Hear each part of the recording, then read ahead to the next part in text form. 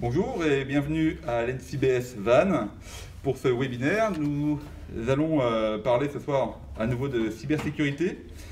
Si je vous dis ransomware, malware, phishing, ce ne sont que quelques types de cyberattaques qui font désormais partie de notre lexique professionnel, et ce, quelle que soit notre activité, qu'elle soit publique ou privée. Donc ce webinaire sera ce soir volontairement orienté solutions. Car il n'est plus temps de faire des constats ou un état des lieux. Nous sommes tous, entreprises, collectivités publiques, confrontés aux attaques quotidiennes d'entités malveillantes. Donc nous vous proposons un panorama des ressources et des solutions qui sont mises en place par les autorités, par des entreprises et par le monde de la formation pour faire face à ces cybermenaces.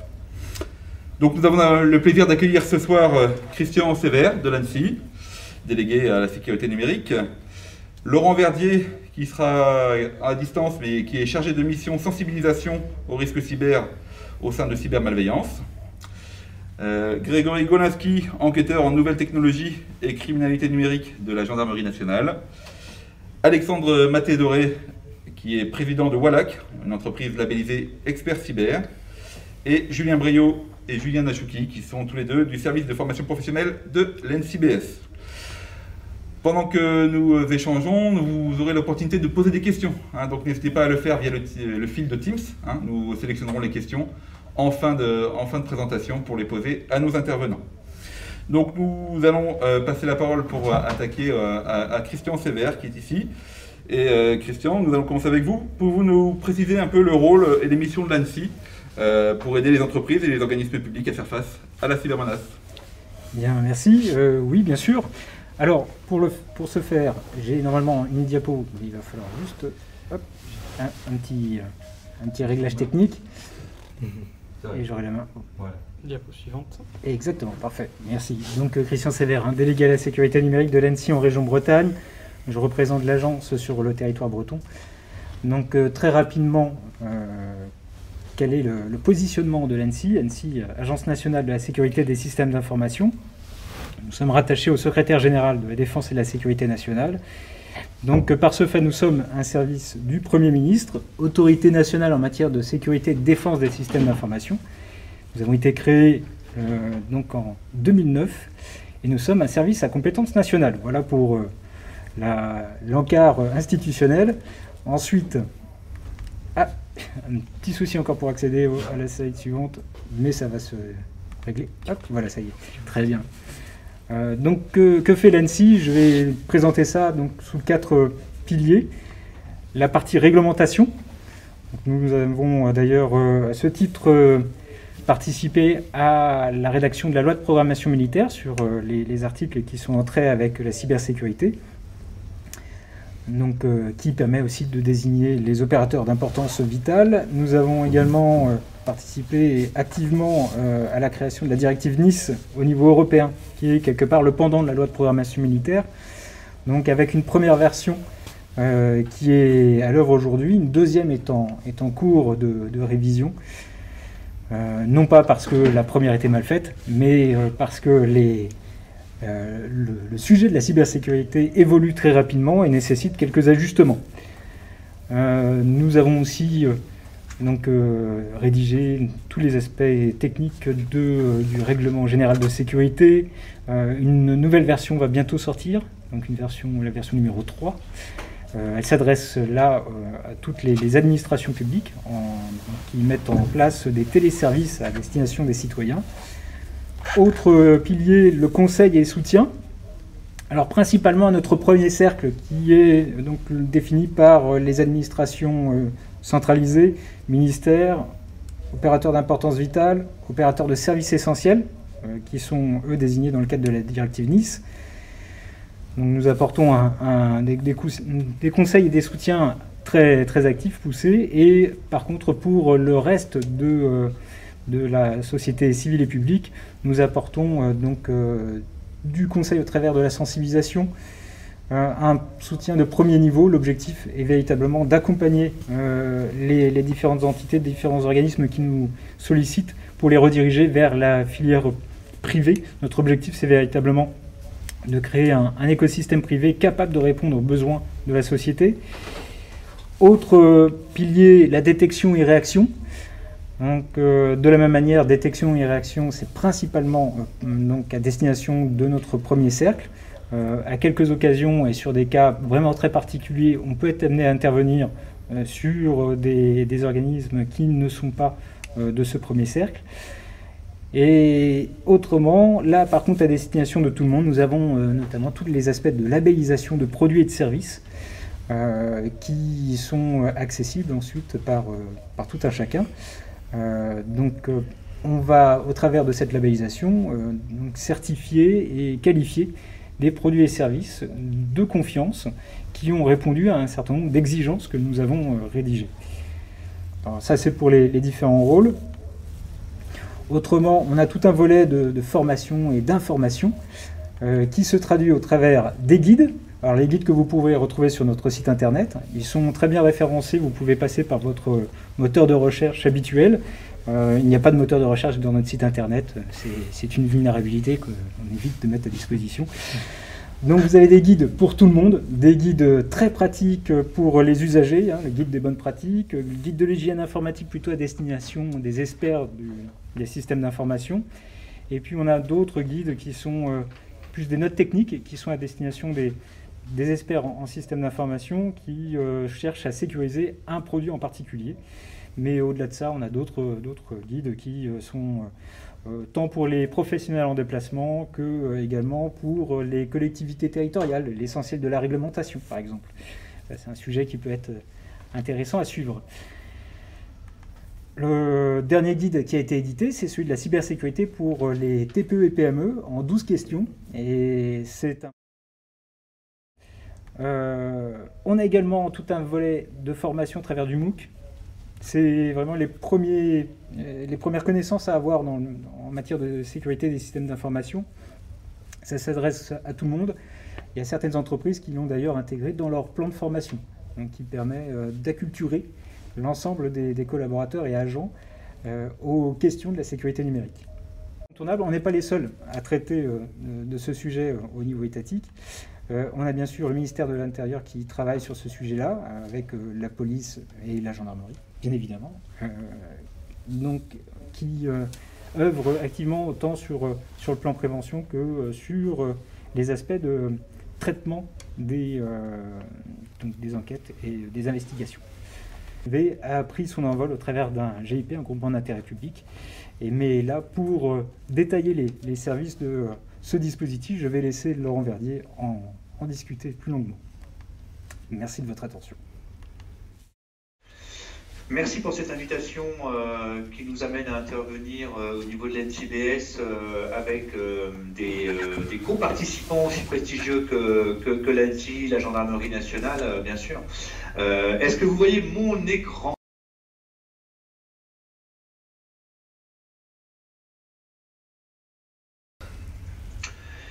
Alors effectivement, comme l'a très bien introduit Christian, je vous présente aujourd'hui le dispositif national de sensibilisation, de prévention et d'assistance aux victimes de cybermalveillance qui a été incubé pendant à peu près 1 an et demi par l'autorité nationale, par l'ANSSI. Petit détail quand même, mais qui a son importance, c'est un peu plus qu'une simple incubation puisque l'ANSSI, au travers de la stratégie nationale pour la sécurité du numérique en 2015, a directement initié et poussé à la création de ce guichet unique, de cette plateforme, afin de répondre, parce qu'à l'époque, ce n'était tout simplement pas le cas, il y avait un trou dans la raquette, afin de répondre en termes d'assistance immédiate, pragmatique, à l'ensemble des particuliers, des PME, des TPE, des petites collectivités territoriales, quand ceux-ci étaient victimes d'une cybermalveillance, quelle qu'elle soit. Alors effectivement, nous avons pris notre envol en octobre 2017, c'est le lancement officiel du dispositif cybermalveillance GouVFR avec 3 missions.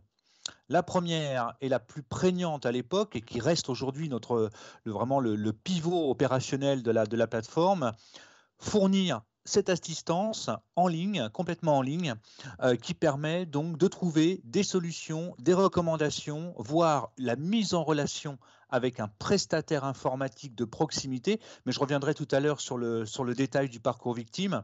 Informer et sensibiliser en concevant et en mettant à disposition de nos publics des supports d'information, d'actualité de la menace et surtout des éléments également destinés à pouvoir sensibiliser soi-même ou ses collaborateurs. Et enfin, une troisième mission et qui va prendre toute son importance, je pense, dans les années à venir, observer et anticiper le risque numérique, notamment avec la mise en place d'un observatoire national du risque et de la menace numérique. Alors, concrètement parlant, cybermalveillance GouverFR, en quelques chiffres, qu'est-ce que ça représente aujourd'hui? Ce sont d'abord 53 organisations membres, publiques et privées. J'y reviendrai rapidement sur la diapo d'après. Plus de 1200 prestataires référencés sur l'ensemble du territoire métropolitain. Au jour d'aujourd'hui, alors ce chiffre est faux à ma grande honte, on est à plus de 310 000 victimes assistées depuis fin 2017, dont 105 000 pour la seule année 2020. Et là, aujourd'hui, pour 2021, on frôle les 108 000 victimes assistées.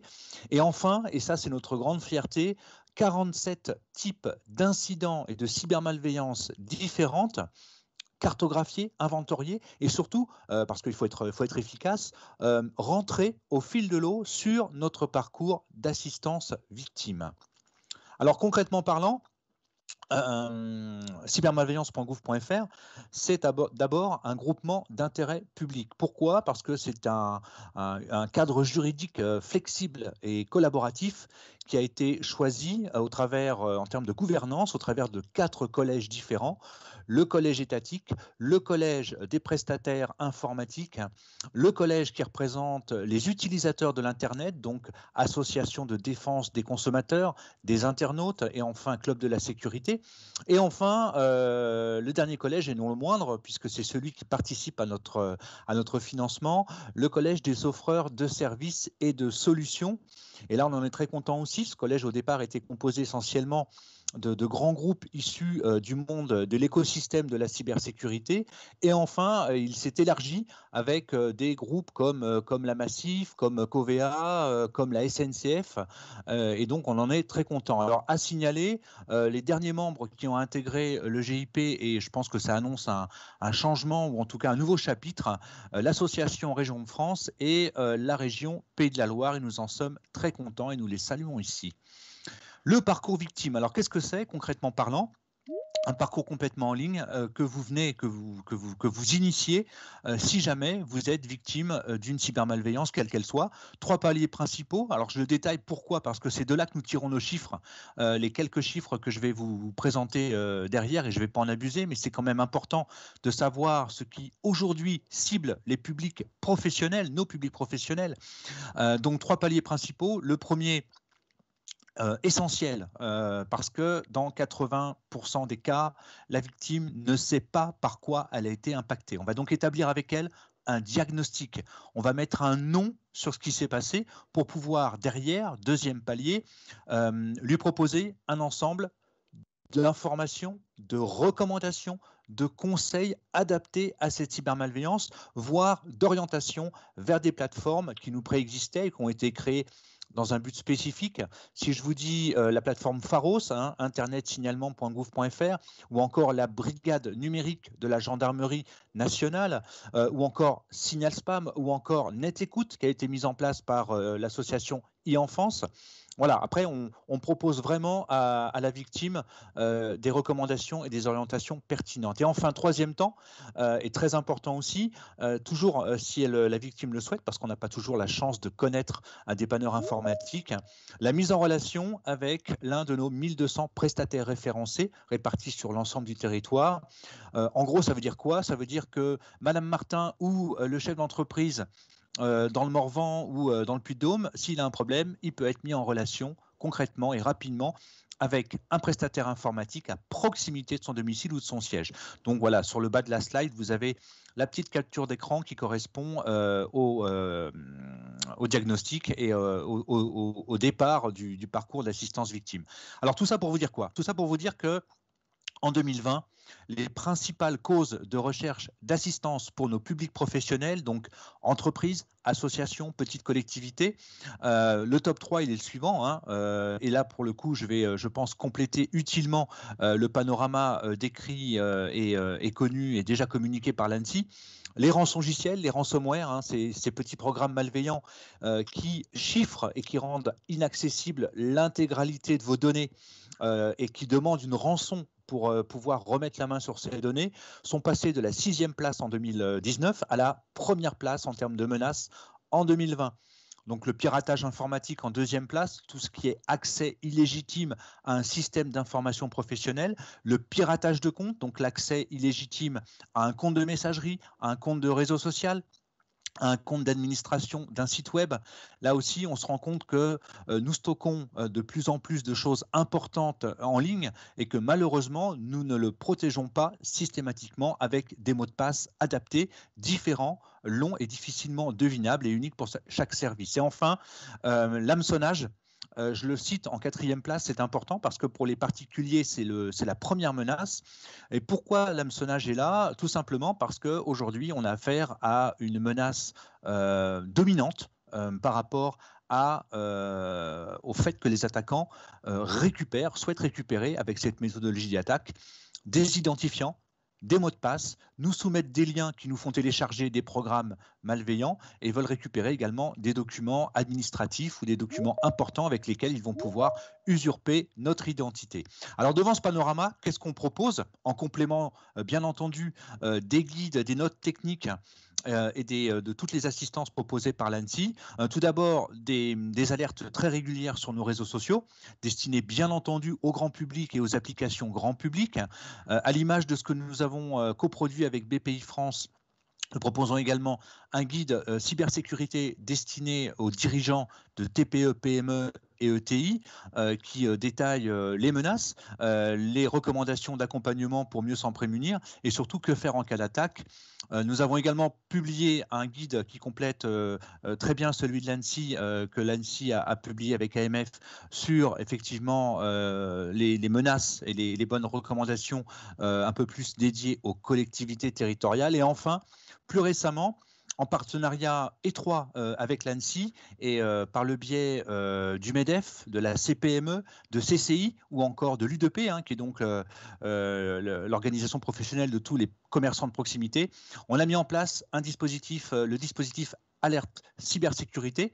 Le principe est simple, une vulnérabilité très grand public paraît, on se cale bien avec l'ANSSI, on pousse un message simple, non technique, pragmatique et surtout avec des solutions aux organisations que je viens de citer qui les rebasculent à l'ensemble de leurs adhérents.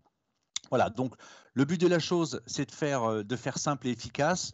Nous avons également mis en place fin 2020 et au fil de l'année 2021 un programme de sensibilisation à destination des élus. Tous ces travaux sont issus d'un groupe de travail auquel participent des partenaires comme le ministère de l'Intérieur et l'ANSSI. L'objectif, c'est de faire en sorte que les élus s'approprient les menaces les plus courantes et surtout comprennent qu'en cas d'attaque, leur collectivité et leur système et donc les services qui en découlent risquent d'être figés, gelés, déconnectés du web. Et donc, 3 volets pour cette campagne de sensibilisation. Et la dernière est parue un petit peu avant l'été et avait pour objectif de valoriser les collectivités ayant mis en place à leur niveau des actions de sensibilisation. Parallèlement et en collaboration, en partenariat avec le ministère de l'Intérieur et plus particulièrement la Gendarmerie nationale, mais je laisserai Grégory en parler plus précisément, ainsi qu'avec l'AMF, on participe au projet Immunité Cyber.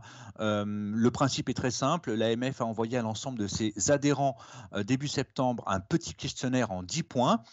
S'il y a plus de rouge que de vert dans les 10 réponses, la collectivité en question est invitée à contacter la gendarmerie nationale la plus proche pour pouvoir bénéficier d'une petite séquence de sensibilisation à l'aide des outils de sensibilisation de cybermalveillance.gouv.fr et également d'une possibilité d'accompagnement par le biais donc du label Expert Cyber. Alors le label Expert Cyber, et j'en terminerai avec ça dans le temps qui m'est imparti, Courant 2020, devant l'augmentation globale des attaques, de leur technicité, du fait que des publics professionnels soient de plus en plus ciblés et qu'on ne soit pas uniquement sur une problématique de réponse à incident, nous avons, avec certains de nos membres et en partenariat avec l'AFNOR, rédigé un référentiel technique, donc une grille de compétences sur laquelle s'appuie ce label, qui est destiné donc à améliorer la visibilité, la lisibilité de l'expertise en matière de sécurité numérique, non plus uniquement sur la seule compétence de réponse à incident, mais également en matière d'installation, de maintenance et bien sûr, qui peut le plus, peut le moins, en matière de remédiation, donc de réponse à incident. Tout ça pour les publics pros, donc TPE, PME, associations, petites collectivités. Ce label a été lancé le 18 février dernier. Et écoutez, ce matin, j'avais une réunion d'équipe au niveau de cybermalveillance GouVFR. Nous en avons aujourd'hui 122 labellisés, répartis au même titre que nos prestataires référencés, répartis sur l'ensemble du territoire national.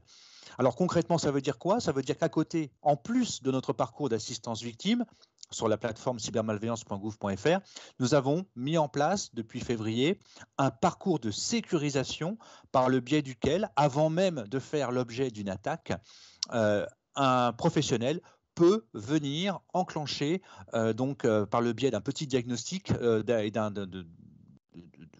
réponse à quelques questions assez simples, peut venir enclencher un parcours de sécurisation au terme duquel il sera mis en relation avec l'un de nos labellisés experts cyber. Voilà.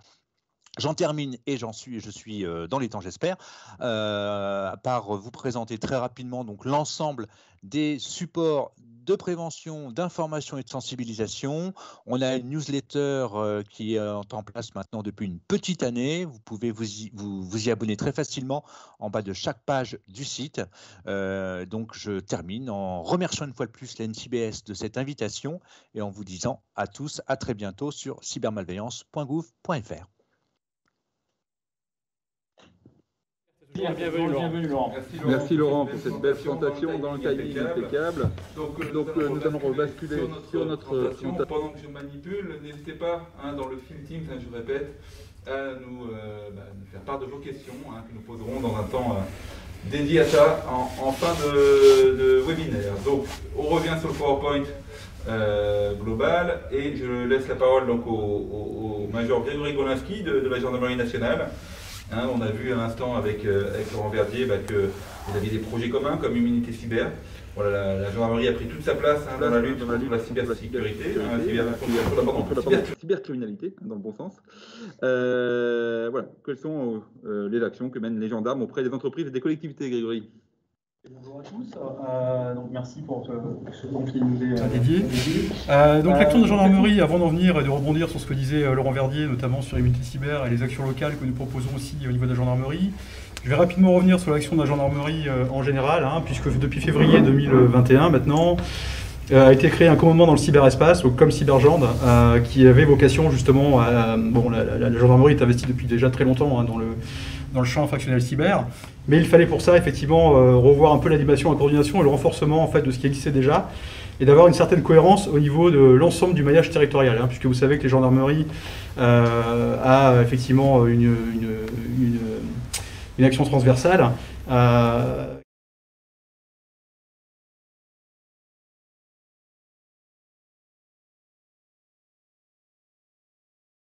Division de proximité numérique que vous connaissez, puisqu'il s'agit de la brigade numérique, que vous pouvez contacter 24h/24, et puis ensuite on a une division opérationnelle et d'appui numérique. En gros, on va se servir du maillage territorial pour augmenter la sensibilisation de nos gendarmes, mais aussi pour pouvoir obtenir à ce que chaque gendarme soit un guichet d'accueil unique numérique, qui soit capable d'orienter, de prendre en compte les plaintes cyber et de pouvoir préserver les preuves et indices dès la commission de celui-ci. Alors, ça ne fonctionne pas au niveau de la page, je pense que ça va être réglé rapidement. Voilà. Aujourd'hui, on arrive sur 121 procédures gendarmerie, soit une augmentation de plus de 20%. On a effectivement 25% de rançongiciel, les ransomware, je ne vais pas revenir dessus. avec un blocage des données, demande de rançon avec de quelques milliers d'euros à plusieurs millions d'euros, et 75% d'escroquerie. Qu'est-ce qu'on entend par escroquerie? L'escroquerie, c'est un champ large, puisqu'on va avoir effectivement, sous toutes ses formes, au rang desquelles le phishing, hein, le fameux mail piégé, et tout ce qui prend sa source en fait sur l'ingénierie sociale. Hein, vous avez au rang desquels vous avez les faux vies, vous avez de toutes sortes, hein, vous avez les faux virements, etc., qui font quand même des ravages au niveau des entreprises actuellement, je peux vous le garantir. Et il y a un impact aussi qui est non visible, hein, qui est un impact économique, qui est un impact social et personnel, hein, parce que dans la chaîne des victimes, il faut bien se rendre compte que derrière, on ne peut pas chiffrer ces données-là. Et puis vous voyez un chiffre noir qui est une plainte pour 265 faits, donc on est loin d'avoir la face visible de l'iceberg, puisqu'effectivement ces chiffres-là sont les plaintes qui nous sont remontées malheureusement, qui ne sont pas du tout actuelles, enfin qui ne sont pas du tout en fait ce qui est dans la réalité des faits. La typologie des victimes, alors on a en tête sans surprise effectivement les PME, TPE, donc les entreprises de moins de 10 salariés, puis les grandes entreprises et les particuliers. Un point que je voulais soulever, que j'ai mis en vert ici, on a 20% d'administration et de collectivités. Alors effectivement, depuis 2 ans, on a une hausse assez spectaculaire des attaques sur les collectivités territoriales et les mairies, hein, notamment. Alors plusieurs choses, effectivement, l'effet Covid, hein, télétravail, nomadisme, etc., un peu dans l'urgence. On a aussi des communes qui sont légitimement focalisées sur le service offert à la population. On parle ici de Smart City, mais pas que, hein, la gestion des feux, la gestion des signalisations, la gestion d'affichage, etc., etc. Et parfois au détriment de la sécurisation du SI. C'est-à-dire qu'on veut effectivement rendre service, hein, c'est valable aussi pour les entreprises, mais on oublie un petit peu derrière tout ce qui va être sécurisation du SI. On se retrouve donc avec des réelles problématiques. Les événements redoutés, si demain, effectivement, on regarde ce qu'a connu Angers, Marseille, La Rochelle, et des communes plus proches de chez nous dans le Morbihan, hein, si demain, effectivement, on se retrouve avec une incapacité de délivrer les accès à la cantine, des documents officiels, de distribuer l'eau potable, et j'en passe, etc., ne serait-ce que de savoir où sont stockées mes données, et puis de poser la question, est-ce que mes agents sont sensibilisés, est-ce que chacun est à sa place, et c'est ce qu'il a à faire. Parce que la problématique, elle est là en réalité. C'est-à-dire qu'effectivement, il va y avoir des données techniques à réaliser, mais pour ça, il faut aussi avoir une donnée organisationnelle. Donc, l'action de remédiation, elle ne sera efficace, effectivement, que si elle est réfléchie et préparée en amont. Alors, les missions de la gendarmerie, elles sont doubles, je dirais, en termes de cyber. La première, effectivement, c'est d'accompagner, de judiciariser les dossiers. Hein, c'est-à-dire que là, techniquement, on va devoir procéder à des actes techniques, mais pour ça, on verra qu'encore faut-il pouvoir y accéder, que chacun connaisse son rôle. Et puis, en amont, il va falloir effectivement sensibiliser. Et la sensibilisation, pour moi, est primordiale. Prévenir la problématique cyber, effectivement. Et pour cela, donc, en tout cas dans le Morbihan, nous avons investi et créé la cellule Présence 56 avec des gens issus de l'université, issus d'entreprises privées, de DSI de certaines communes, qui sont effectivement investis en réserve citoyenne avec nous, et avec qui nous avons mis en place effectivement cette cellule, qui n'a pas vocation à être contractuelle. Hein.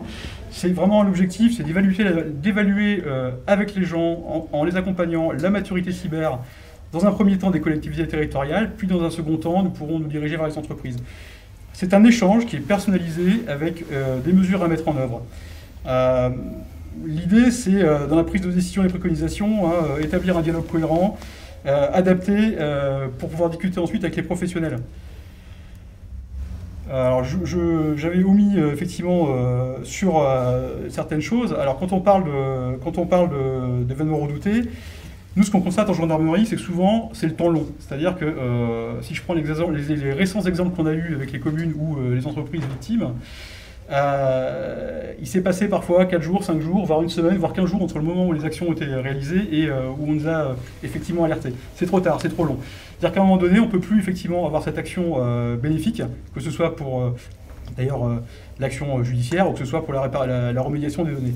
Donc il faut absolument que chacun doit savoir connaître son périmètre, savoir ce qu'il doit faire et à qui il doit s'adresser. C'est spécifiquement important. Hop là, je suis revenu en arrière. Alors, réagir en cas d'attaque, c'est quelque chose que vous trouvez partout aujourd'hui. C'est des documents que vous allez trouver dans les flyers, un peu partout. Tout le monde sait plus ou moins ce qu'il faut faire. En tout cas, tout le monde l'a compris et sait le décrypter. Le souci, c'est que si effectivement vous avez chez vous une fuite d'eau majeure, si vous ne savez pas où est le robinet d'accès pour couper l'eau, eh bien, vous allez vous faire inonder et vous serez en panique. Donc effectivement, ça nécessite pour ça de débuter vraiment une réelle analyse des mesures connues que ce soit efficient et bien préparé en amont. Il y a intérêt à connaître les bons interlocuteurs. Bloquer les accès depuis Internet, c'est ce qu'on disait, si vous ne savez pas où c'est, ça va être compliqué. Donc rechercher une assistance technique, effectivement, avoir le bon prestataire. La gendarmerie, pour ça, dispose d'une assistance 24 h sur 24 à qui vous pouvez vous adresser. Hein. Et puis, comme l'a dit Laurent Verdier de la CIMA, vous avez la possibilité de vous rapprocher de cybermalveillance.gouv. Voilà. Ce que je voulais dire, c'est qu'il est impératif de débuter une réelle analyse de risque. Si vous ne maîtrisez pas vos risques, si vous n'avez il faut absolument avoir cette sensibilisation et la conduite du changement. C'est agir sur le facteur humain, sensibiliser vos collaborateurs pour pouvoir effectivement attribuer les rôles. Avoir une vision du SI, sa pertinence, c'est générer une cartographie, un inventaire patrimonial de son SI. La pertinence en termes d'activité et de rendu, hein, c'est très important. Connaître et maîtriser les clauses du prestataire. Alors, c'est pareil, quand vous avez un prestataire de service, il faut savoir ce qu'il y a dedans. Parce que si vous avez quelqu'un qui va travailler pour vous, si vous ne connaissez pas les données qui sont dans le champ d'action, si vous ne savez pas quel est le service rendu, est-ce qu'il y a une disponibilité à 100%, est-ce qu'il est capable de remédier immédiatement à vos problématiques, tout ça doit être identifié, inventorié. Il faut inventorier vous-même vos manques et faiblesses en termes de numérique, et puis rédiger des clauses, répartir les actions et les responsabilités. Et enfin, l'élaboration d'un plan de crise, c'est un peu le point d'orgue, c'est-à-dire que c'est réagir dans l'urgence et dans le temps long. Et là, effectivement, pour ça, au niveau de la gestion de crise, je vais laisser la main à Alexandre, qui va pouvoir effectivement vous parler de ça en profondeur. Je vous remercie. Merci Grégory. Donc effectivement, Alexandre Maté-Doré qui va prendre la parole. Alexandre représente l'entreprise Wallach, dont il est président fondateur. C'est une entreprise labellisée Expert Cyber, comme l'a développé juste avant Laurent Verdier. Et donc nous allons découvrir avec Alexandre comment vous accompagner la maîtrise des risques. Merci Benoît et Grégory pour ce passage de relais. Donc effectivement, nous allons regarder ensemble à présent comment on peut déployer une démarche de sécurité dans son entreprise en 3 étapes, quelque chose d'assez simple, pour justement avancer, pousser les sujets et puis concrètement sécuriser son entreprise, sa collectivité territoriale, en somme la structure dans laquelle on évolue. Alors, ce qu'il faut bien comprendre, la première chose, quand on se lance dans la sécurité de l'information à l'échelle d'une structure, c'est qu'il ne faut pas partir bille en tête en faisant le tour de tous les prestataires. Et qu'est-ce qu'un tel est capable de me vendre? Qu'est-ce qu'un tel est capable de faire pour moi en termes de service? Quelle garantie est-ce qu'il m'offre? Ça, c'est le meilleur moyen de se faire vendre tout le catalogue d'un éditeur de logiciels ou de n'importe quoi d'autre. Et en fait, en fin de compte, d'avoir installé tout un tas de rustines dans son entreprise sans pour autant avoir véritablement sécurisé ce qui compte vraiment. Donc pour savoir ce qui compte vraiment, pour ça, on doit travailler sur ce qu'on appelle une analyse des risques. Alors c'est un gros mot, hein. Je vais utiliser beaucoup de gros mots tout au long de cette intervention. Il faut bien comprendre que analyse des risques, on n'est pas obligé de partir dans quelque chose que vous pourriez vous prendre comme une usine à gaz. On peut faire des choses assez simples et pour autant arriver à un résultat très intéressant sur des TPE, des PME, des collectivités territoriales. Donc par rapport à ça, il faut que vous vous posiez une question essentielle avant de partir. C'est quel est mon objectif? Je me lance dans une démarche, quel est mon objectif? Est-ce qu'aujourd'hui je souhaite savoir où est-ce que j'en ai? Quelle est ma maturité sur le sujet? Ou au contraire, est-ce que je souhaite tout de suite savoir en termes de conformité où est-ce que je dois aller sur 3, 4, 5 ans? Où est-ce que je dois être pour être, on va dire, parfait? D'accord? Parce que selon l'objectif, on ne va pas faire la même chose. Si ce qui nous intéresse, c'est plutôt la maturité, sur des TPE, des PME ou des collectivités territoriales, ce que je peux vous recommander, c'est d'aller voir le guide de l'ANSSI en 12 points sur la cybersécurité TPE-PME que M. Sévère vous a présenté juste avant. La même chose avec le guide d'hygiène informatique, c'est pareil, hein, ce sont 2 guides de référence, c'est la base, vous devez être capable de faire ça. Et donc vous pouvez vous confronter à ces guides pour déjà avoir une première idée de où est-ce que vous êtes. Et puis comme l'a dit Grégory, vous pouvez aussi faire appel à des référents sûreté de la gendarmerie qui peuvent vous aider à faire un audit, regarder où est-ce que vous en êtes et avoir une première ébauche de votre maturité. La deuxième chose, c'est la partie conformité à atteindre, où là on part sur une vraie analyse des risques. Et là, il vaut mieux à ce moment-là faire confiance à un prestataire privé, aller soit vers des solutions de conseil ou clés en main, mais en tout cas être vigilant sur la qualité du prestataire auquel on fait appel et les certifications qu'il peut avoir derrière. Une fois que vous avez fait votre analyse des risques, on va partir vers ce qu'on appelle une PSSI, une politique de sécurité des systèmes d'information.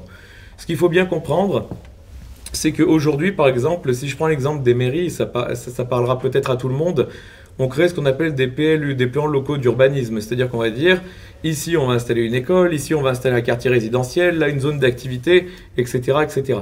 La PSSI, c'est la même chose pour la cybersécurité. D'accord ? On définit comment on va travailler en équipe et on définit quelles règles on va tous respecter en fait. Ce document, il a quand même pas mal d'avantages. Parce que quand on rédige ce genre de document, au-delà de faire de la paperasse entre guillemets, on va surtout prendre le temps de définir où est-ce qu'on veut aller. Comment on travaille en équipe, je l'ai dit juste avant, en termes de règles, quelles règles on va mettre sur son système, quelles règles on va devoir tous respecter au quotidien, est-ce qu'on va devoir se former, est-ce qu'on va devoir avoir un mot de passe, est-ce qu'on va devoir le renouveler. C'est autant de questions qu'on doit se poser quand on construit sa politique de sécurité. La deuxième chose pour laquelle ce document il est essentiel, c'est qu'il vous fournit un cadre qui va être commun et opposable. Qu'est-ce que ça signifie? Demain, vous allez peut-être vous faire aider par des prestataires. Vous allez peut-être chercher aussi à recruter quelqu'un qui va vous aider sur le sujet. Mais à un moment donné, il faut qu'on sache ce qu'on doit faire et où est-ce qu'on va. D'accord? Et la PSSI, c'est l'occasion de vraiment graver dans le marbre où est-ce qu'on doit aller. Quand vous allez négocier avec un prestataire, quelque part, le but c'est de dire voilà, ça, c'est ce qui est écrit dans la PSSI, c'est ce qu'on doit être capable de faire. Et à un moment donné, si jamais il y a des soucis, on revient au document et c'est clairement écrit ce qui doit pouvoir être fait dans l'organisation. Et on ne reste pas sur des clauses très vagues, j'assure votre sécurité, et des clauses vers lesquelles finalement on ne peut jamais se retourner quand il y a un problème. Voilà. Pendant ce temps, bien sûr, quand on rédige ce genre de document, qu'on fait ce genre de démarche, on n'est pas obligé d'attendre d'avoir tout terminé. Vous pouvez commencer à déployer les points du guide de la cybersécurité PME de l'ANSSI, d'accord, sur les 12 points. S'il y en a que vous ne faites pas, eh bien commencez déjà à le faire. Il faut avancer et ça, c'est une bonne façon de commencer à avoir des résultats très concrets sans même avoir terminé la partie PSSI. Une fois que vous avez travaillé tout ça, bien sûr, il va falloir faire vivre le sujet. Le faire vivre au quotidien, ça passe par globalement 3 thématiques.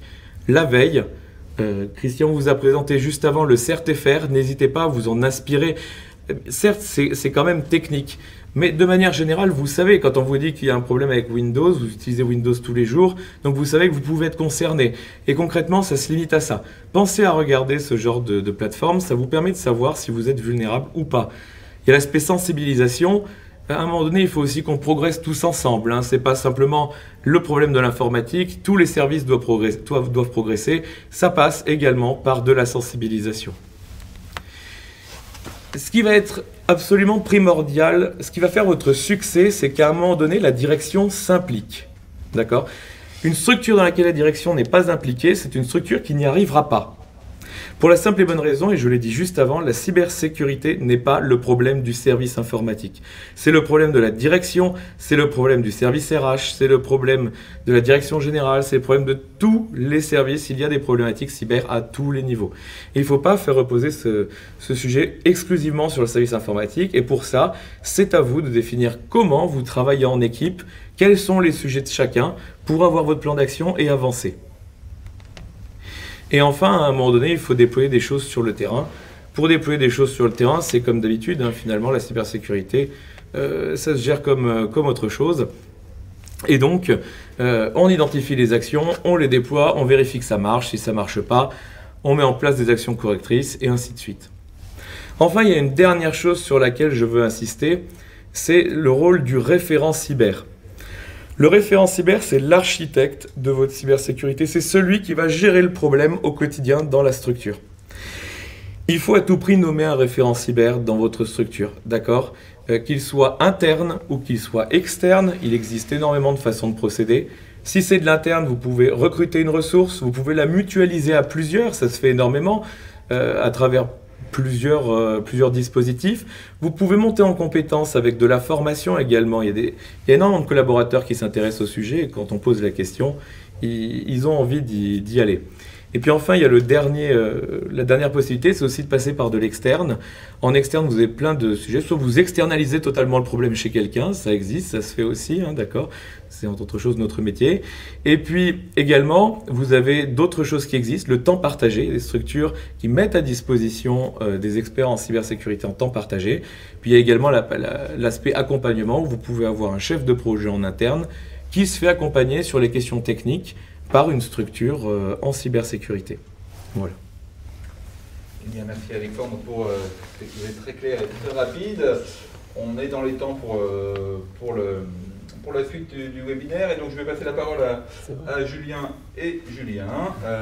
Julien Briot pour commencer, et Julien Briot est le responsable de la formation professionnelle en cybersécurité au sein de l'NCBS. Julien, tu as la parole. Bonjour à tous et surtout merci à nos intervenants parce qu'en fait dans le programme qu'on a créé effectivement avec Julien Nachouki, notre objectif c'était de faire un panorama de tout ce qu'on avait un petit peu sous la main.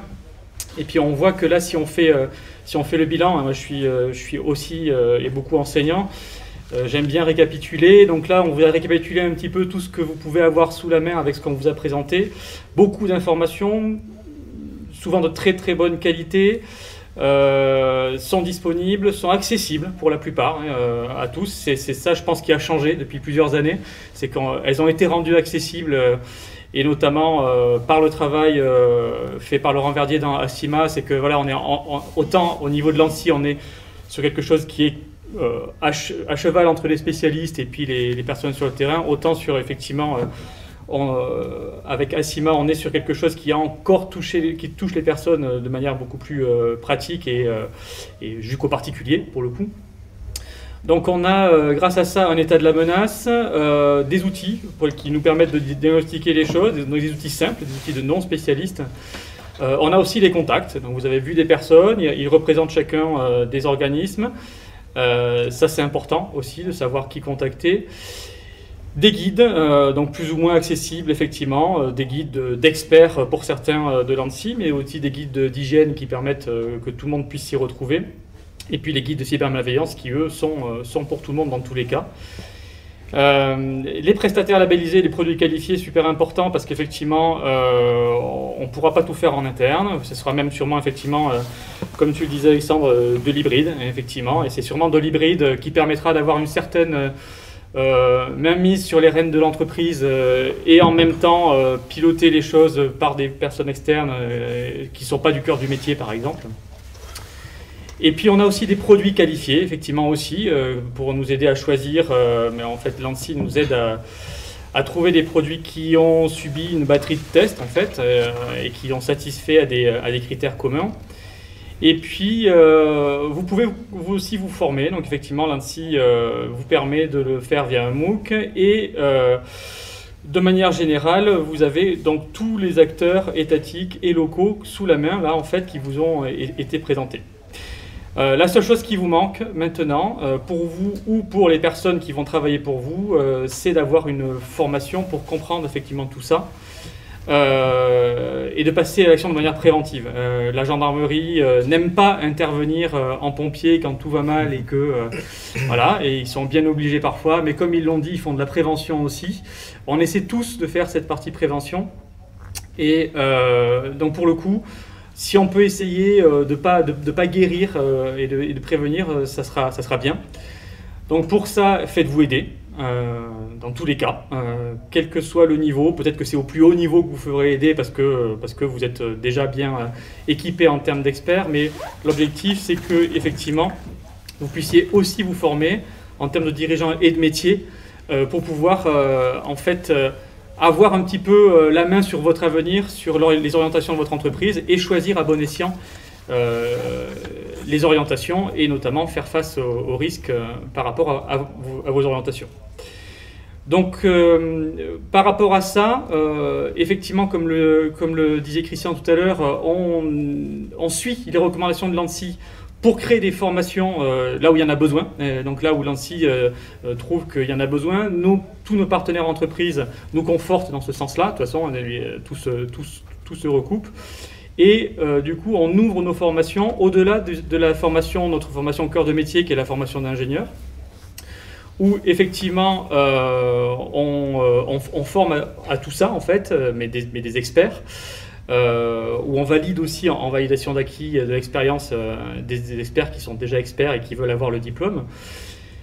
Et puis on ouvre à la formation continue, on va dire, on appelait ça effectivement formation continue jusqu'à maintenant, c'est maintenant dans un petit peu le gros pool de la formation professionnelle, aux formations courtes, et dont une qui répond clairement et quasiment directement à notre problématique d'aujourd'hui, hein, c'est d'équiper les gens pour organiser la cyberdéfense au sein de leur entité.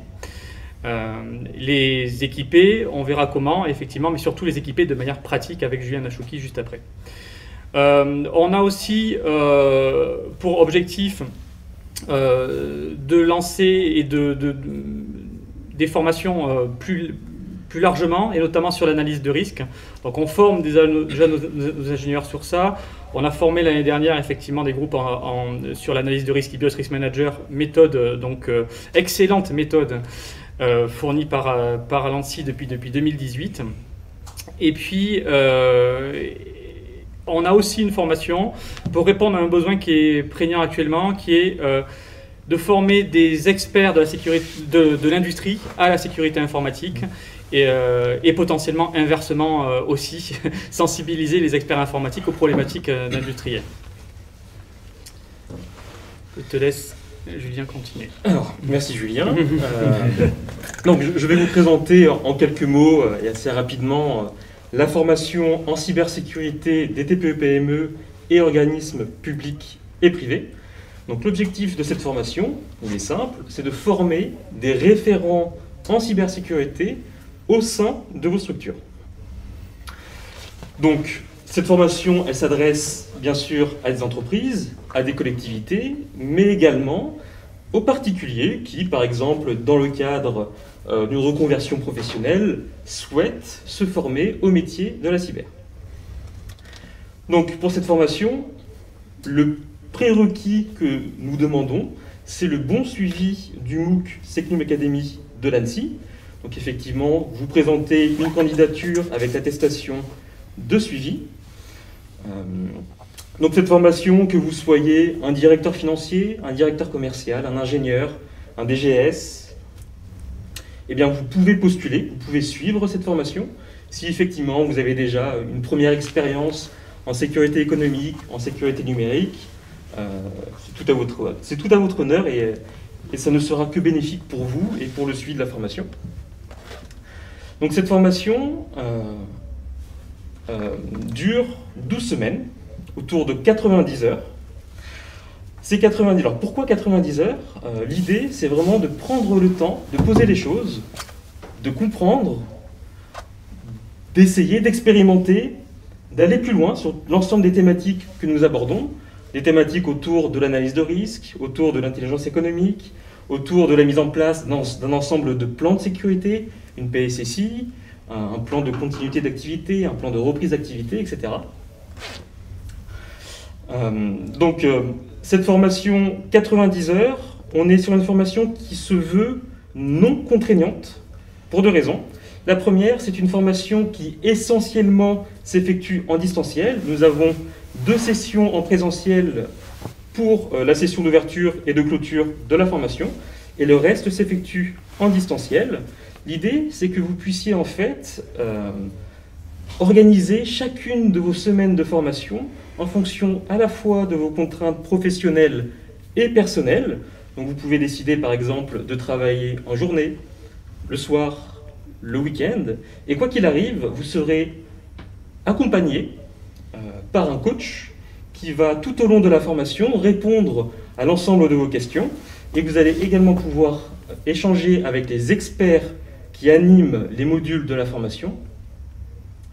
Voilà, donc ces experts, ce sont à la fois des enseignants de l'université, de l'école d'ingénieurs, de l'NCBS, mais aussi des professionnels, l'idée étant de pouvoir lier compétences, expertise, connaissances et expérience du terrain. Voilà, donc tout au long de la formation, on propose également, vous allez suivre des séminaires qui vont être animés par des professionnels, soit pour présenter des métiers, par exemple le métier du responsable de la sécurité d'un système d'information, mais aussi des thèmes, par exemple le thème de l'assurance cyber. Et enfin, l'idée de cette formation, c'est vraiment de pouvoir vous donner, entre guillemets, une première expérience. L'idée étant de vous apporter et de vous mettre dans des situations concrètes que vous allez ensuite retrouver dans le cadre de vos activités professionnelles. Donc une formation au plus proche du terrain. Voilà, donc l'NCBS organise 2 sessions par an de cette formation. Vous avez les détails sur la diapo et vous pouvez aller vous connecter sur le site web de l'NCBS si vous souhaitez plus d'informations. Merci voilà. Julien. Donc, merci à tous pour cette belle présentation. Nous avons maintenant un temps qui est prévu pour les questions-réponses. N'hésitez pas à les poser dans le fil Teams. Une première question peut-être pour le major Golinski. Peut-être les autres pourront répondre aussi. Le premier réflexe, c'est de vous appeler, vous, gendarme, quand on a une attaque. Et jusqu'où va votre action en tant que gendarme? Quand est-ce qu'on contacte et quand est-ce que quelque part votre action se termine et comment ça perdure? La mission de la gendarmerie, elle est simple, c'est de répondre effectivement au champ infractionnel. Donc à partir du moment où il y a une infraction qui est commise, quelle qu'elle soit cyber ou ailleurs, l'idée c'est qu'on puisse être avisé. Maintenant, on constate aussi, c'est ce que je disais tout à l'heure, malheureusement, les remontées se font dans le temps long, c'est ce que j'indiquais, et c'est souvent le cas. Je pense qu'il ne faut pas perdre de temps pour différentes raisons, parce que la preuve numérique, elle est volatile. On a besoin, nous, d'avoir cette action rapide pour plusieurs choses. Déjà, pour pouvoir accompagner la victime. On va peut-être pouvoir lui donner des éléments ou l'accompagner ou lui indiquer des éléments qu'elle n'aura pas forcément dans sa possession. Et puis la deuxième chose, c'est de pouvoir effectivement préserver la preuve. Préserver la preuve, ça veut dire qu'il y a tout un tas d'actions techniques à réaliser. Et pour je disais tout à l'heure, c'est savoir qui doit faire quoi à quel moment. Parce que quand on arrive sur un événement comme ça, souvent, la victime, malheureusement, ne sait même pas elle-même où sont situées ces données. Et donc c'est difficile de pouvoir avoir cette réponse. On va aller chercher en général le technicien pour pouvoir effectivement faire une copie de données de disques, etc. Mais voilà, il faut vraiment avoir cette interaction permanente, et d'où l'intérêt aussi de pouvoir agir à plusieurs niveaux, c'est-à-dire que les gens bénéficient effectivement d'un accompagnement permanent pour pouvoir sanctuariser ça et arriver à ce dialogue et qui va permettre de fluidifier cet échange. Très bien, merci. D'autres points pour compléter, Laurent, peut-être? Oui, je me permets d'intervenir en complément de ce que vient de dire Grégory. Je pense que le plus important aujourd'hui, c'est d'avoir à l'esprit, quand effectivement on est victime d'une cybermalveillance, quand on veut, on a vu ensemble que l'offre aujourd'hui de l'État, elle est, à mon sens, complète, exhaustive, elle est variée. Qu'est-ce que je veux enclencher avec ma démarche? Est-ce que je souhaite avoir un appui juridique, un dépôt de plainte? Est-ce que je souhaite avoir ou pouvoir bénéficier de conseils dans le but d'une remédiation, c'est-à-dire d'une réponse à incident? C'est pas du tout la même chose, c'est pas du tout la même thématique. Bien entendu, je parle sous le contrôle de Grégory, mais la gendarmerie nationale ou n'importe quel autre service enquêteur ne pourra pas forcément vous offrir une prestation ou en tout cas un service en matière de remédiation, de réponse à incident d'ordre technique. Par contre, effectivement, aller vers la gendarmerie ou d'autres services enquêteurs peut être utile dans l'optique d'un dépôt de plainte et peut-être d'une orientation. Mais voilà, je pense que la base de toute démarche est quel objectif je me fixe par rapport à cette démarche et quel service de l'État je veux actionner pour, au final, quel résultat. C'est ça le plus important, je pense. Oui, Alexandre ? Si je peux me permettre, je voulais également qu'en cas d'incident de sécurité, le mieux ça reste aussi de s'entourer et de faire appel à un professionnel. Le label expert cyber prévoit qu'effectivement les labellisés soient capables d'intervenir tout en préservant les preuves et en permettant du coup l'intervention des forces de l'ordre dans un second temps. Donc j'ai envie de dire peut-être que la meilleure chose à faire, c'est porter plainte effectivement et faire appel à un prestataire labellisé qui saura préserver la preuve pour garantir l'action des services de l'État par la suite. Alors, la cybersécurité, c'est un secteur, un marché qui grandit jour après jour. Face à la menace, il y a beaucoup de prestataires qui se sont positionnés. On a vu qu'il y avait ce label expert cyber. C'est vraiment le label incontournable ou est-ce qu'il y a d'autres labels? Comment vous voilà, est-ce qu'on peut conseiller nos interlocuteurs sur comment bien sourcer le bon prestataire? Je vais répondre je vais sur ça. permettre Oui. d'intervenir par rapport à la création et l'esprit dans lequel a été créé le label Expérience Cyber. Non, nous n'avons rien d'hégémonique. Ce label ne se veut pas incontournable et omniprésent dans l'émission. On a voulu effectivement promouvoir et créer une offre d'expertise de qualité. Et je me réjouis qu'un labellisé soit présent parmi nous pour en parler. Et en plus, l'intégrer de manière logique et harmonieuse aussi bien au niveau de notre parcours d'assistance victime que j'ai évoqué tout à l'heure sur cybermalveillance.gouv.fr que sur le parcours de sécurisation. C'est-à-dire qu'à notre niveau, il nous semblait important de pouvoir combler le vide en matière de prestataires de confiance existant entre notre réseau de prestataires référencés et les visas de sécurité de l'ANSSI pour des organisations de petite ou de moyenne taille, PME, TPE, associations, petites collectivités territoriales. Oui, si je peux me permettre, je vais compléter ça. Effectivement, la labellisation, elle est partie au départ avec la nécessité pour donc des organismes régulés, donc qui sont soumis à la programmation militaire et directive NIS, d'avoir des interlocuteurs de confiance. Donc, on a au sein de l'agence développé des référentiels qui ont permis à un certain nombre d'entreprises de se positionner en tant que telles. Donc, la première labellisation, c'est bien sûr les prestataires d'audit de sécurité, les fameux PASI. Alors, on a deux régimes. On a le PASI RGS, qui donc est en capacité d'intervenir sur des sujets qui sont assez larges, mais sur un périmètre qui n'est pas très critique, mais qui est sensible. Donc on a notamment tous les sujets de téléservices que peuvent rencontrer les collectivités territoriales ou autres administrations. Mais qu'importe, toute entreprise peut faire appel à un PASI. Il n'y a pas nécessité d'être un organisme régulé pour y faire appel.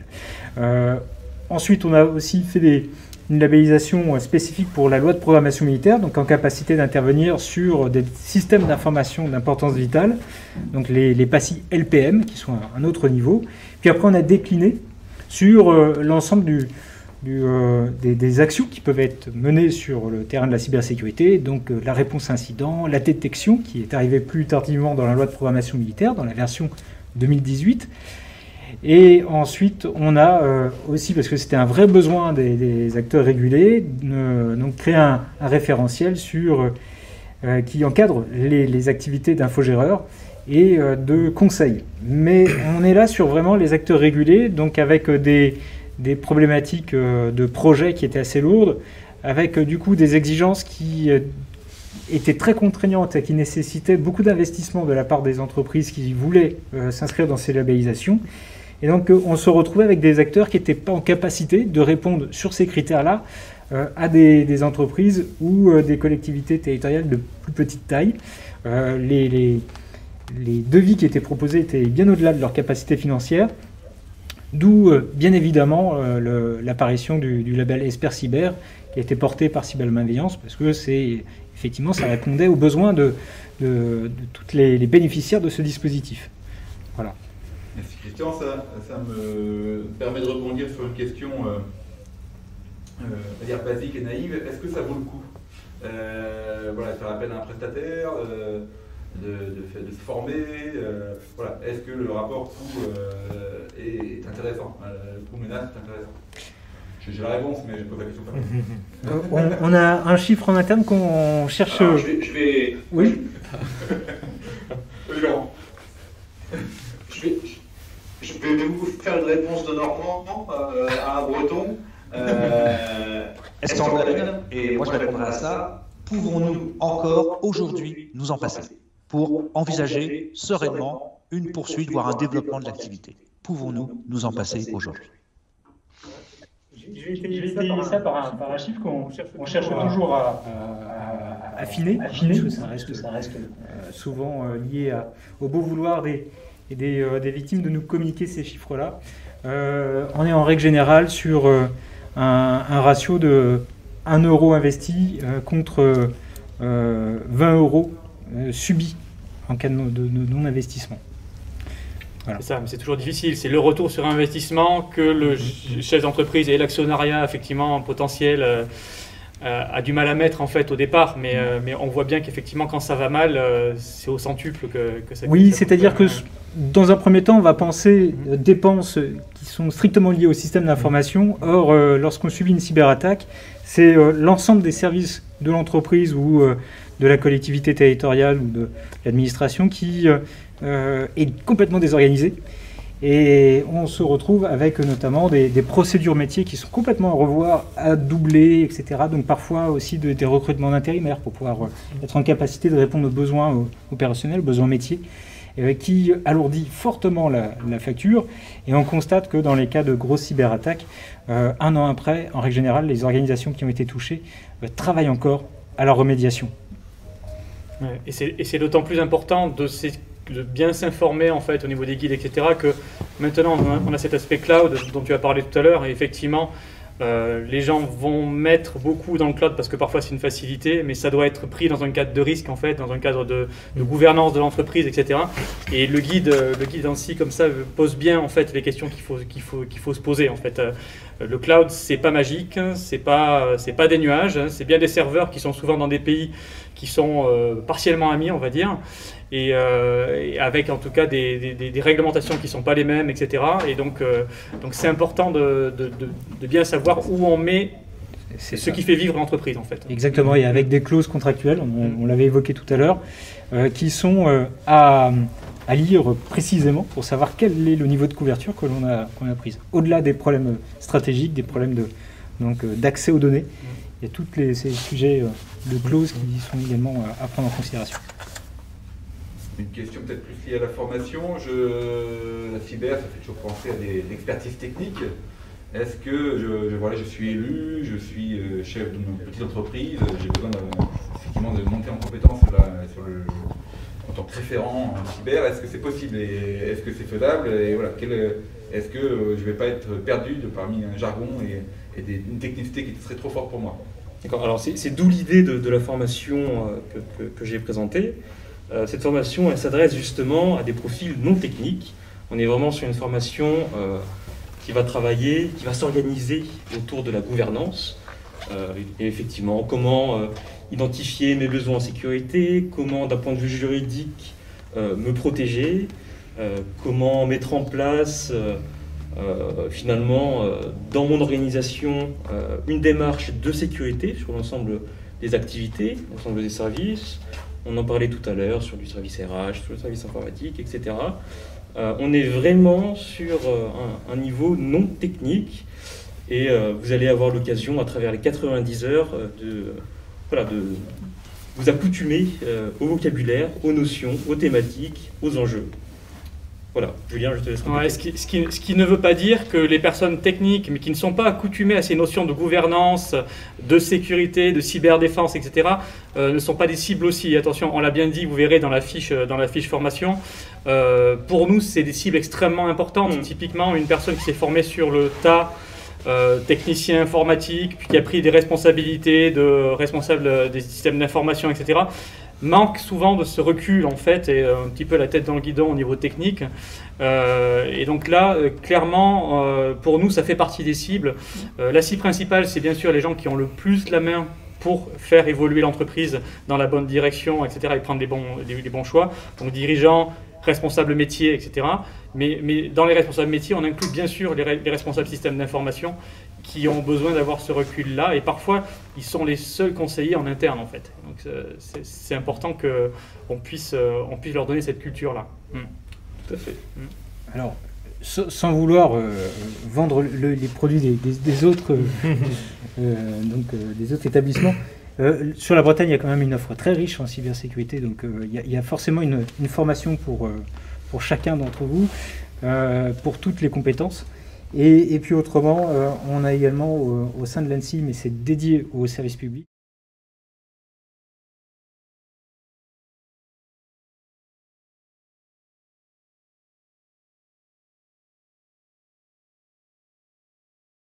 Donc pour ce faire, prenez contact avec moi et je pourrai vous mettre en relation.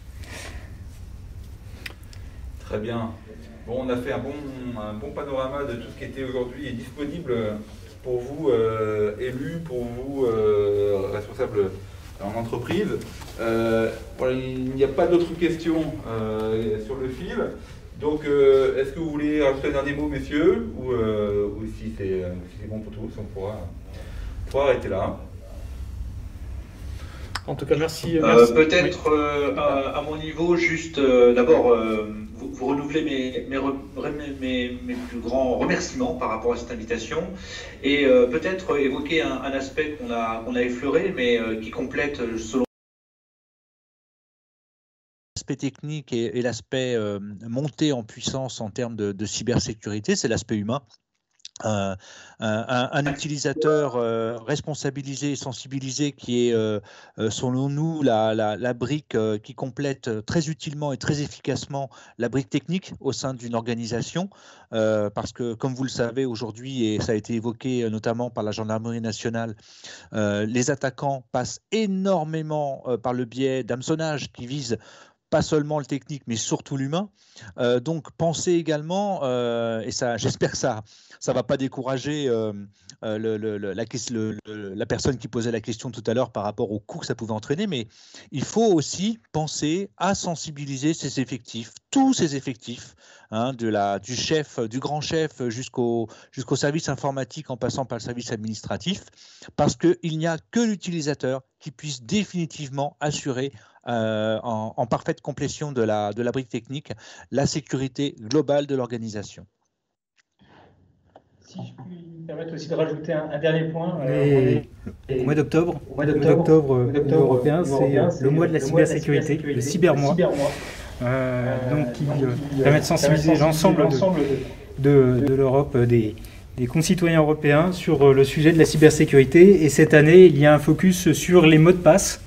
Donc un vaste sujet qui toujours effraie et même parfois agace, mais néanmoins indispensable à la cybersécurité. C'est une des premières barrières à la cyberattaque. Voilà. Donc les mots de passe, le cybermois. Il y a un site qui est dédié si vous voulez donc pouvoir vous renseigner notamment sur les kits de sensibilisation qui vont être donc proposés dans ce cadre-là, en complément de tout ce que peut déjà faire cybermalveillance.gouv.fr. Bien, merci Christian, merci à tous pour vos interventions détaillées et édifiantes. Merci d'avoir suivi ce webinaire. Et puis sachez qu'effectivement il sera disponible en rediffusion sur la chaîne YouTube de l'NCBS. Et nous restons à votre disposition pour pourquoi pas vous orienter vers nos interlocuteurs si besoin était. Et donc merci encore à tous nos intervenants et à très bientôt. Merci effectivement aussi à Benoît pour la présentation, Benoît Gaudichaud. Merci effectivement à Denis Gouin pour la partie technique que vous ne voyez pas mais qui nous a bien servi. Et puis merci à Julien Nachouki pour toute l'organisation pratique de cet événement. À bientôt. Bonne soirée. Au revoir. Bonsoir. Au revoir. Merci à tous, au revoir.